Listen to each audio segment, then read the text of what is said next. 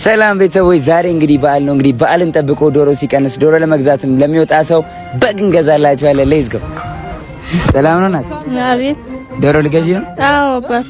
ቲክቶክ ትጠቀሚያለሽ? አዎ አልጠቀምም። እኔን ታገኛለሽ? አላውቅም። አታገኝም? ዛሬ በዓል ነው፣ ባታገኝ ችግር የለም። ነይሽ።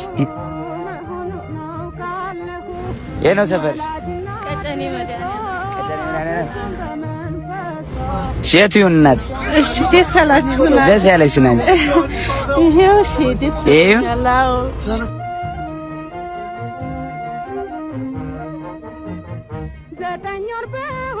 በቃ ቻለ ይመች።